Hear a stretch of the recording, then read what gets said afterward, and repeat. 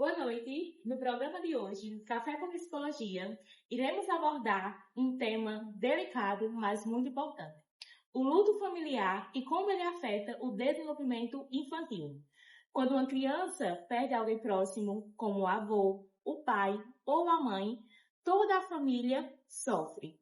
Por isso, queremos saber hoje o que é o luto familiar, como ele afeta o crescimento emocional da criança e quais os cuidados e as intervenções necessárias. Para isso, irei receber 2 convidados e psicólogos especialistas no tema, Maria Beatriz e Marcos Vinícius. Boa noite. Sejam bem-vindos. Obrigado pelo convite. Boa noite, Beatriz, por favor. Seja muito bem-vinda ao nosso programa. É uma alegria ter você conosco. Para iniciar, o que é o luto familiar e como ele se manifesta dentro da dinâmica da família? Então, Laisa, o luto familiar ele é um processo que toda família vivencia quando perde alguém querido. Ele é um processo onde você vai ressignificar a vida sem aquela pessoa, e ele pode ter diferentes fases, como raiva, tristeza, até aceitação. E cada pessoa vai viver de forma particular. Então, o luto muda toda a estrutura emocional da família, certo? Exatamente. O luto ele pode tanto aproximar como distanciar. Vai depender de como cada pessoa vai expressar a sua dor. Vinícius, é um prazer ter você aqui conosco. Então, me responda. E no caso das crianças, como o luto familiar afeta o desenvolvimento delas? Realmente, Laís, afeta bastante, tá? O impacto é grande.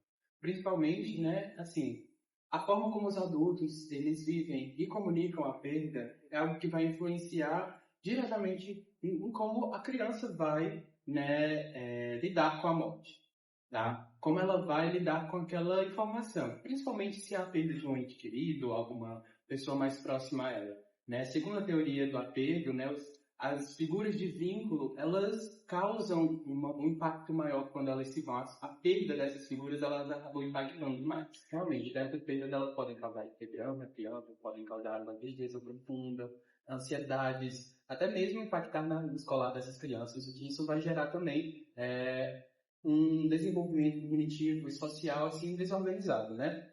A teoria do Piaget também, ela fala sobre a questão de como a percepção da morte, ela muda de acordo com as idades. Uma criança pequena, uma criança nova, ela entende a morte como algo que é passageiro. Aquela pessoa vai voltar, aquela pessoa vai retornar. Então a criança sempre pergunta, né? Onde está aquela tal pessoa? Já quando ela vai crescendo, a morte passa a ser algo irreversível, né? Essa é a questão da irreversibilidade, aonde a pessoa vai morrer e ela não volta mais. Isso pode gerar angústias e sofrimentos também a essa adolescente. Então, é tudo como a gente vai comunicar esse perda, a gente vai comunicar essa morte, qual é a forma que a gente vai falar para a criança e como que isso vai ser lidado ao longo dos anos, ao longo da vivência dessas crianças. Ou seja, se os adultos evitam o assunto, isso pode prejudicar o entendimento da criança? Com certeza, Laísa. Quando o luto é silenciado, a criança tende a guardar aquele sentimento, né? O que pode atrapalhar o desenvolvimento emocional daquela criança. Por isso é essencial que haja diálogo e um espaço, né, para expressar os sentimentos, para que a criança de fato seja ouvida.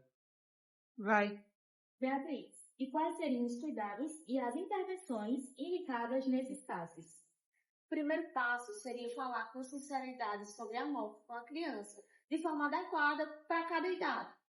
Deve-se também evitar frases como foi dormir ou viajou, porque isso vai causar confusão para a criança.